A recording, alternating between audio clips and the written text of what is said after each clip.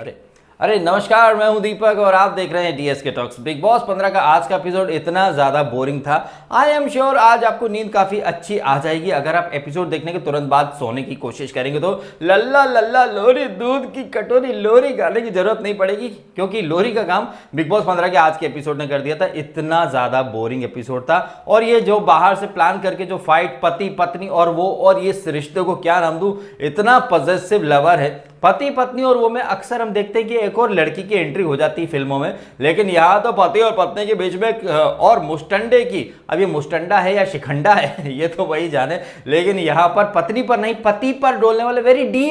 Deep relation Kundra, you don't know, it's very deep. और ईशान बोल रहा है कि भाई मेरी इमेज के कचरे हो जाएंगे, हम स्ट्रेट एंड ऑल सच। तो यहाँ पर ये कहीं ना कहीं मेकर्स की पोलवटी खुल रही है कि मेकर्स क्यों ईशान को अब तक बचाते हुए आ रहे हैं और क्यों उसका एलिमिनेशन वगैरह नहीं हुआ, क्यों डोनल को और क्यों विधि को निकाल दिया गया, क्यों ईशान को, जबकि इसको वोटिंग ट्रेंड के अकॉर्डिंग सबसे कम वोट आया करते थे, क्यों मेकर्स उसको यहां तक लाए और क्यों राजीव को लेकर के आ रहे हैं। ये सारी चीजें राजीव ने खुद एक्सप्लेन कर दी कि 2 साल से वो इसको ईशान को ट्राई कर रहा था बिग बॉस में लाने का, बाहर से सारी प्लानिंग करी कि वो अंदर क्या करने आया था, क्यों आया था। ये सारी चीजें जो हैं ये देखिए फ्लो में राजीव ने निकाल दी कि वो सबको जानता है और वो काफ़ी ट्राई कर रहा था ईशान को अंदर भेजने के लिए, किस इंटेंशन से आया है, कर क्या रहा है, तेरी मम्मी और फैमिली को मायशा पसंद नहीं है, ये सब झूठ है, ये किसी के पास नहीं गया होगा। ये सब यहाँ पर कहीं ना कहीं पब्लिक को बेवकूफ़ बनाने की, इनफैक्ट अगर मैं वो जो गवर्नमेंट आंटी है वो उनके हिसाब से बोलूँ तो ये सब मिलकर के पब्लिक को बीप बीप बीप बना रही है, सब बीप बीप बीप के बच्चे।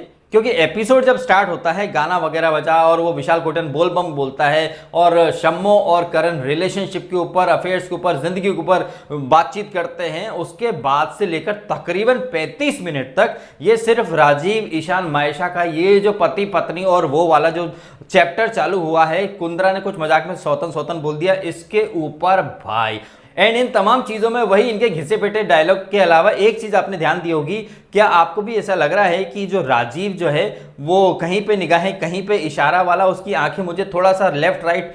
जो उनका अलाइनमेंट है वो यहाँ पर थोड़ा सा डगमगाता हुआ मुझे दिखा कि सब पागल, मतलब पॉजेसिव लवर हो चुका है यार, मतलब उसे बर्दाश्त नहीं हो रहा है और एकदम कुढ़ासपंती जो उसके अंदर है। आई थिंक विशाल कोटियान ने भी उसको बोला था ईशान को गुफा के अंदर कि वो बहुत ज्यादा पॉजेसिव हो रहा है, तो थोड़ा बातचीत वगैरह करने की कोशिश कर। यहाँ ईशान मायशा बात करने की कोशिश करते हैं, लेकिन यहाँ राजीव तो जिस काम के लिए आया है वो उसे यहाँ उस काम को अंजाम देने में आधे घंटे से ज्यादा का समय लगा दिया। मतलब खाया पिया कुछ नहीं, ग्लास तोड़ा 12 आना। और अब चूंकि उसका भाई जो है शम्मो का, तो शम्मो भी सॉफ्ट कॉर्नर लेकर के आ गई। हालांकि वो बोलती भी है कि ईशान थोड़ा सा इससे तू दूर है ना, लेकिन शम्मो का जो मन है अपनी भाई के प्रति कुछ ज्यादा ही है। हमने देखा ये जो टॉर्चर टास्क, नहीं टॉर्चर नहीं, महाबकवास, कल की टॉर्चर टास्क बकवास थी, तो आज तो महा बकवास टॉर्चर टास्क थी। एक तो साबुन, शैम्पू, लिक्विड वगैरह कुछ अलाउ है नहीं, तो यहाँ पर आधे से ज़्यादा तो इनके इक्विपमेंट वैसे ही संचालक लोगों ने मना कर दिए हैं। और संचालक के तौर पर देखें तो कुंद्रा तो गुड फॉर नथिंग था, वो तो मतलब शम्मो की शेडो बन के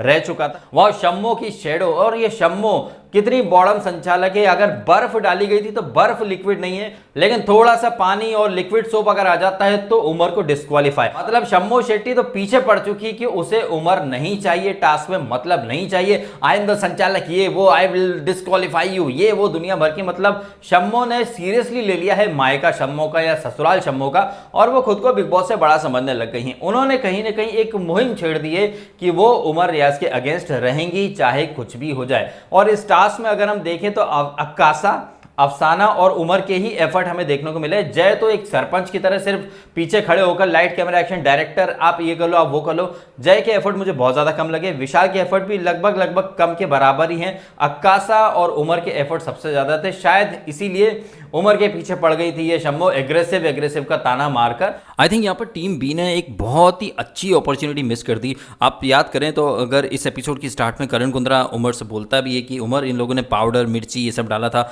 उससे तुम लोगों को कुछ फर्क नहीं पड़ा, then try playing mind games, और तुम लोग मायशा के ऊपर mind game Khelo. I think यहाँ मायशा नहीं, इन लोगों को माइंड गेम खेलना चाहिए था राजीव के ऊपर, क्योंकि ये टास्क जब शुरू हुई उसके पहले हमने देखा घर में काफ़ी गर्मा गर्मी का माहौल था, महाभारत चल रही थी, उधर महाभारत चल रही, उधर सिम्बा अपने अलग खाने में मगन था। तो या तो ये लोग सिम्बा पे भी टारगेट कर सकते थे, बट आई थिंक राजीव के ऊपर करते तो ज़्यादा काम करता, क्योंकि उसका बीपी वैसे ही बढ़ा हुआ था। और जिस तरह से वो शमिता उससे बोली भी थी कि तू यहाँ मेरे लिए आया है या ईशान के लिए आया है, आई थिंक यहाँ ईशान को टारगेट करना था, इसको राजीव को अपनी पर्सनल लाइफ के बारे में वो टास्क में निकाल देता अपनी भड़ास की, तो यहाँ मेरे लिए मेरा खेल खराब करना है, अपनी बहन के लिए आया है, हाँ ठीक है ये है वो है, तेरे को क्या बोलना है, इस तरह की कुछ बातें होती हैं। आई थिंक जिस तरह से हमने देखा है कि राजीव बिस्तर से उठ के जाता था, ट्रिगर हो जाता था, उसका ट्रिगर पॉइंट था वो, यहाँ पर आई थिंक ये लोग बहुत बढ़िया तरीके से ट्रिक मिस कर गए। आई थिंक इन लोगों को पता चल गया था कि ये इतना मिर्ची और इतना सब पाउडर वगैरह कर रहे हैं, उससे वो नहीं उठ रहा है, तो आई थिंक एक ट्रिगर पॉइंट, एक छेड़ने वाली बात कर देनी चाहिए थी यार उसको, वो बात उसको लगती उसके दिल पर, वो फटाक से उड़ जाता,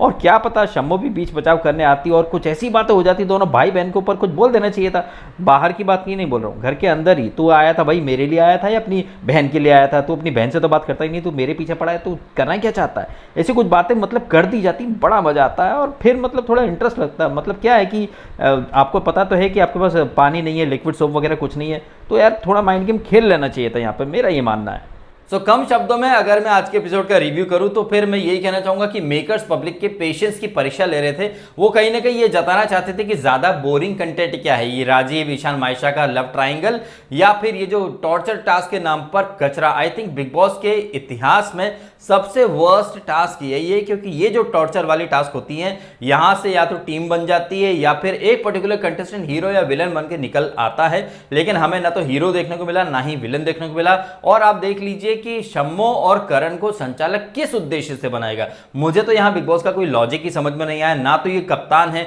और ना ही इनको कोई स्पेशल पावर मिली है, इनको भी एज अ प्लेयर रहना चाहिए था वहां पर, लेकिन यहां तो अलग ही नियम चल रहे हैं और शम्मो को संचालक बनाया गया, जिसको संचालन का सब ही नहीं आता है, अपने रूल अपने हिसाब से बनाती, जबकि बिग बॉस ने क्लियरली बोला था कि यहां पर संचालक नियमों के दायरे में रहेंगे और अपने हिसाब से रूल नहीं बना सकते, लेकिन शम्मो अपने ग्रजेस बार बार दिखा रही थी। तो इस एपिसोड में तो कुछ खास हुआ नहीं है, लेकिन कल जो हम चीज देखेंगे कैप्टनसी। आपको थोड़ा पीछे लेके चलता हूं, पिछले वीक करेंसी वीक वाली टास्क हुई थी, जहां पर प्रतीक को जय ने टास्क नहीं करने दी थी और रात को जब ईशांत अपसेट होता है तो कुंद्रा उसके पास आके सो जाता है और कुंद्रा को निशांत भट्ट कहता है कि यार प्रतीक को हीरो भी तुम बनाते हो और विलन भी तुम बनाते हो, लेकिन हम देखेंगे कि सो कॉल्ड करण नीति कल अगेन प्रतीक को हीरो बना देगी एपिसोड का, और प्रतीक जो कि टास्क फिर से रद्द कराएगा, लेकिन प्रतीक वर्सेस ऑल वंस अगेन हो जाएगा और हम वहां देखेंगे कि करण नीति वंस अगेन जंगलवासी मोड में चला जाता है। मतलब शो में ये 3-4 वीक आगे आ चुके हैं, जंगल खत्म हो चुका है, लेकिन अभी भी प्रतीक वर्सेस ऑल यानी कि जंगलवासी वर्सेस हाउसमेट का जो कॉन्सेप्ट चलता था,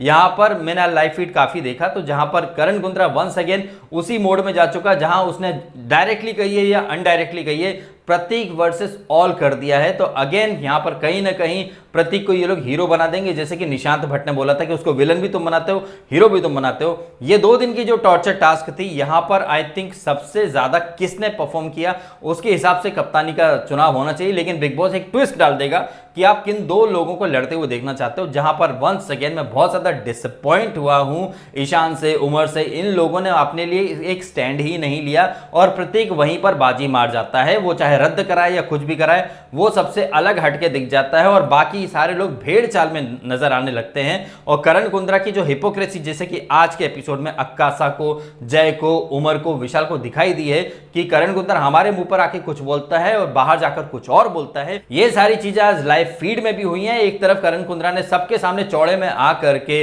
सबको निशांत, प्रतीक और शम्मो के अगेंस्ट कर दिया, लेकिन खुद बाहर जाकर या पीछे जाकर उनसे पैचअप वगैरह करने लगता है। तो करण कुंद्रा का जो गेम है वो डे बाय डे एक्सपोज हो रहा है। देखना इंटरेस्टिंग होगा कि क्या सलमान खान जैसे विशाल कोटियान का गेम उन्होंने एक्सपोज करा, क्या वो करण नीति को एक्सपोज कर पाएंगे या नहीं कर पाएंगे। एक तरफ करण कुंद्रा बाकी घर वालों को निशांत, प्रतीक इनके अगेंस्ट करता है, वहीं खुद सुमड़ी में जाकर के उन्हीं से सेटिंग वगैरह करता रहता है और इसके बारे में तेजस्वी को भी एक हिंट लग चुकी, जो कि हम शायद कल के एपिसोड में देखें अगर मेकर्स दिखाएं तो। हालांकि लाइव फीड में ये सारी चीजें आ चुकी हैं। चलिए हम वीडियो खत्म कर देते हैं। आपको ये वीडियो अगर अच्छा लगा है तो वीडियो को लाइक करें, कमेंट करें, शेयर करें और सब्सक्राइब करें डीएसके टॉक्स को अगर आपने नहीं किया है तो। आपने समय निकाला, वीडियो देखा, आपका बहुत बहुत धन्यवाद।